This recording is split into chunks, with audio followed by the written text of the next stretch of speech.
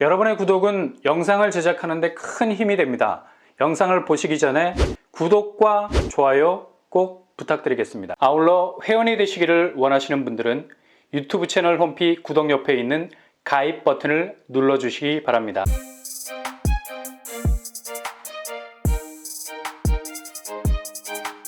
안녕하세요. 오빠무라 목도빠입니다. 정말 연말로 갈수록 뭔가 확실히 쪼이는 느낌이 이건 그냥 직감적으로 들 수밖에 없어요. 촉이라고 하죠. 사람은 이미 일어날 일들에 대한 직관적인 결과값을 가지고 있습니다. 이걸 그냥 퉁쳐서 공포라고 말하는데, 그러나 막연한 공포감으로 말하기에는 사람의 일이 간단치가 않죠. 특히 경제 지표를 바라보는 느낌적 느낌은 워낙에 강렬한 포션을 가지고 있어서 경제 지표가 변화무쌍한 변수들 속에 둘러싸여 있기는 하지만 딱 하나, 운명적으로 맞이해야 하는 단 하나의 결과값은 분명히 스스로가 직감을 하고 있기 마련입니다. 이걸 자꾸 회피하면서 문제가 생기죠. 이걸 위험 회피 방어 기제라고 하는데, 모든 주식시장, 부동산 시장, 그 기저의 액면으로 나타나는 현상을 애써 자신의 희망 회로대로 돌려보려고 반드시 털고 나와야 할 시점까지 침몰하는 배 위에서도 그걸 끝까지 붙잡게 되는 경우가 많다는 얘기입니다.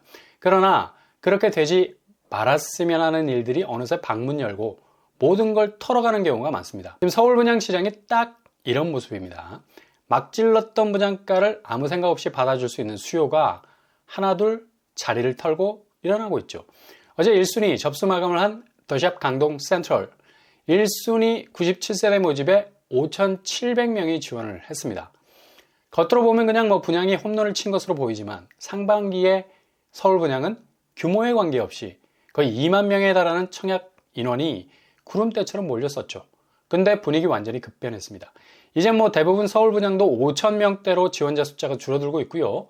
경쟁률도 100대 1을 넘어갔었는데 50대 1 수준으로 내려오고 있죠. 서서히 부동산 약세장의 영향을 그렇게 견고하게 보였던 부장시장이 그대로 흡수하고 있는 상황이라는 얘기입니다. 대체로 5구제곱으로 경쟁률이 올렸었는데 이건 분양가 때문이죠. 5구제곱이 10억. 참, 이런 시대가 다 오고 있어요. 어떻게 20평짜리 아파트가 10억이나 하냐? 그냥 파죽짓에 달리는 말 위에서 절대 내릴 생각을 하지 않는 건설사들은 지금이 물 들어올 때다. 거침없이 바이킹의 진격의 노를 젓고 있는 상황이죠.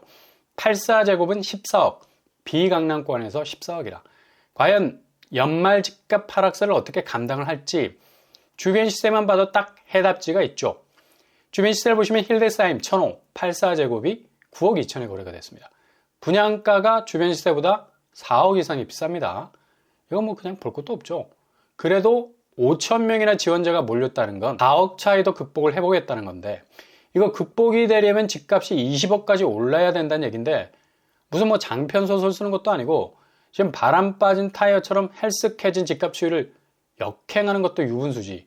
이거 배짱이 아니라 자칫 배 터질 수 있는 사단이 날 수가 있는 겁니다. 정신 차려야지. 이렇게 집값에 대한 맹신적인 신념은 초반에 말씀드린 대로 경제 지표 안에서 나타나는 심리 기전, 바로 위험 회피 방어 기제가 작동을 한다는 거죠. 내 집만큼은 진짜로 오를 수 있다는 건데 자칫 골로 갈 수 있습니다. 이런 흐름은 곧바로 어제 서울 마곡에서 특공 접수를 마친 마곡 10-2블록 토지 임대부 주택, 완전체 소유가 아니더라도 바로바로 수요가 이쪽으로 몰린다는 건 지금 미친 집값을 쳐내기보단 이렇게 핸디캡이 뻔하게 보이는 시스템이라도 일단 발을 걸쳐 놓고 있고 보자 라는 심리가 강하게 들기 때문이죠. 어제 마곡 10-2블록 특공 경쟁률 1순위가 아닙니다. 208세대 모집에 11,109명이 지원을 했습니다. 경쟁률만 보면 53대 1을 찍었고요. 이렇게 지금 물이 정면에서 막히면 돌아 흐른다고 수요가 다른 시스템을 찾기 시작한다는 건데요. 1순위 접수 결과도 더 두고 봐야 하는데 아마 박이 터질 가능성은 굉장히 높다고 볼 수 있죠. 보세요. 경기권에서조차도 분양가를 보면 그냥 아찔한 생각이 듭니다. 트리우스 광명 84제곱 12억에 가까운 가격 내놨죠. 어제 1순위 접수 어떻게 됐을까요? 517세대 모집에 2,444명이 지원을 했습니다. 분양가를 이렇게 세게 토해내니까 수요가 불처럼 붙었던 광명인데 여기서 손절하는 분위기가 슬슬 감지가 되고 있습니다. 미달이 나온 것들이 눈에 띄죠. 청약 접수 중.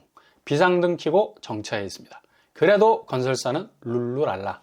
이거 죄다 무순위로 똘똘 말아서 계란말이식 무순위로 내놓으면 서로 먹으려고 뭐 유주택자들이 난리를 칠 거란 말이죠.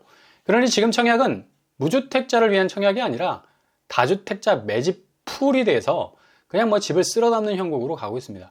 주변 시세를 보시면 철산역 롯데캐슬 84제곱이 12억 5천을 찍고 있어요. 거의 분양가와 똑같은 수준이죠. 그러니 분양이라는 실익이 훅 떨어질 수밖에 없는 거고요. 어디 뭐 광명 뿌리겠습니까? 수원 힐스테이트 어제 1순위 마감을 했는데요.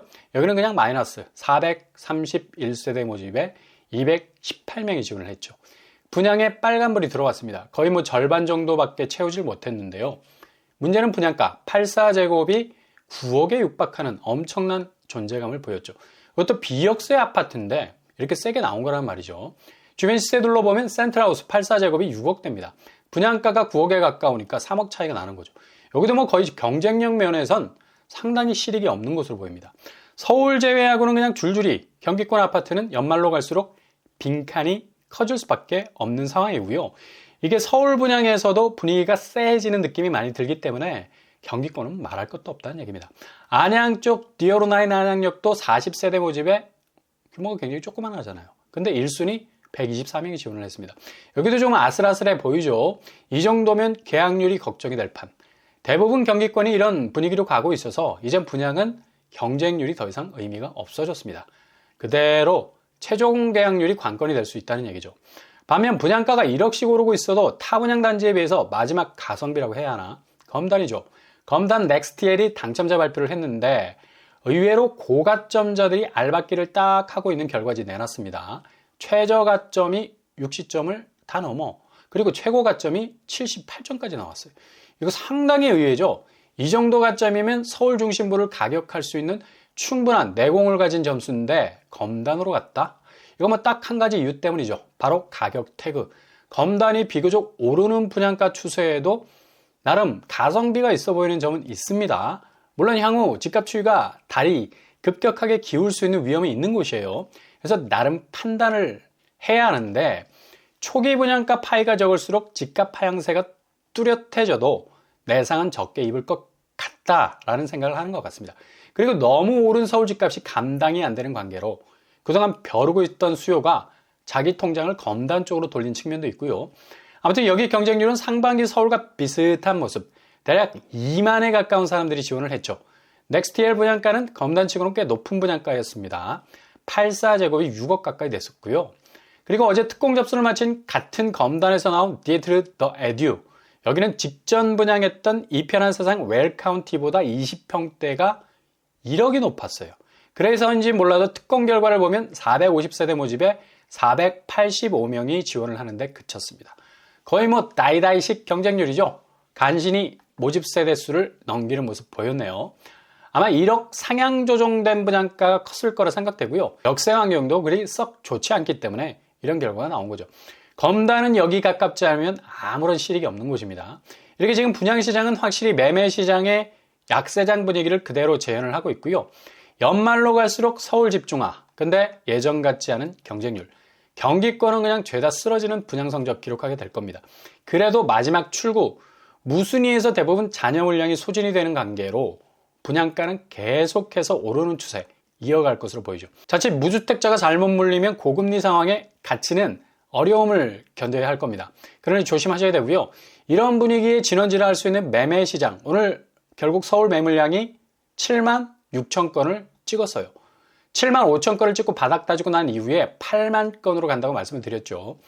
이거 7만 6천에서 7만 8, 9천까지는 순식간에 진행이 될 겁니다. 8만이 넘어서는 상황에선 매도자들이 엄청난 갈등을 때리게 될 거고요. 이때부터 낙폭이 큰 가격대의 아파트 던지기 시작할 조짐 보일 겁니다. 인천 역시 계속해서 매물이 늘어나고 있는 상황. 그만큼 인천 집값 추이가 그리 썩 좋지 못해요. 경기권도 거의 1000대가 왔다 갔다 할 정도의 물량이 쏟아지고 있습니다.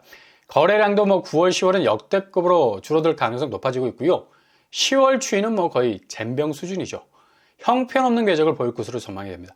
이렇게 지금 부동산 시장은 한 달 단위로 분위기가 완전히 바뀌고 있습니다. 그것도 급속도로.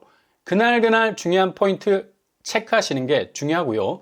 잘 지켜보시면서 기다리는 것이 제일 중요한 시점이 되겠습니다.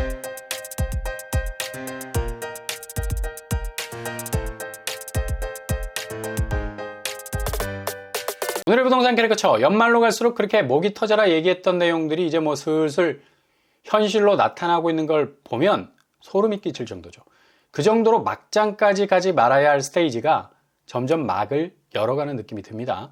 이게 그만큼 사방이 부동산 시장의 멱살을 부여잡은 악재들, 호재라는 밑불을 다 꺼버렸기 때문입니다. 지금은 정말 조심조심 하셔야 할 때고, 아무런 생각 없이 대출 일으켰다간 그게 쓰나미가 될 가능성이 높은 리스크가 창궐하는 붕괴 조짐의 서막을 날리는 시기인 것만은 분명해 보입니다. 오늘도 응원합니다. 여러분의 길이 꽃길만 되실 수 있기를 바랍니다. 이상으로 뻔뻔한 복덕방을 마치겠습니다. 구독과 좋아요 부탁드립니다. 감사합니다.